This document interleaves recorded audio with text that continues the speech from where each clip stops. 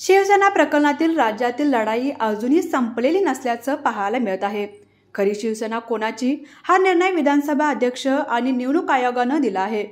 परंतु विधानसभा अध्यक्षांच्या निर्णयाविरुद्ध शिवसेना उबाटा गट पुन्हा सर्वोच्च न्यायालयात धाव घेतली आहे। त्यावर गुरुवारी सुनावणी झाली। सरन्यायाधीश धनंजय चंद्रचूड यांनी महाराष्ट्र विधानसभा अध्यक्ष राहुल नार्वेकर यांच्या निर्णयावर प्रश्नचिन्ह उपस्थित केलाय। विधानसभा अध्यक्ष राहुल नार्वेकर यांनी दिलेला निकाल आमच्या न्यायालयाने दिलेल्या निकालाशी विसंगत नाही का, असा प्रश्न सरन्यायाधीशांनी उपस्थित केलाय। आता या प्रकरणाची पुढील सुनावणी 8 एप्रिल रोजी ठेवली आहे। विधानसभा अध्यक्ष राहुल नार्वेकर यांनी एकनाथ शिंदे यांच्या नेतृत्वाखालील शिवसेना गटाला मूळ राजकीय पक्ष म्हणून घोषित करण्याचा निर्णय दिला होता।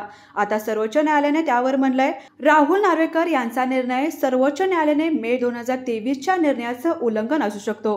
विधानसभेतील आमदारांच्या संख्याबळाच्या आधारे निर्णय घेण्यास सर्वोच्च न्यायालयाने मज्जाव केला होता। सर्वोच्च न्यायालयाने विधानसभा अध्यक्ष राहुल नार्वेकर यांच्या कार्यालयातून या याचिकेसंदर्भातील पुरावे आणि कागदपत्रे मागवली आहेत। यावर विधानसभा अध्यक्ष राहुल नार्वेकर काय उत्तर देतात याकडे सर्वांचं लक्ष लागून राहिलंय।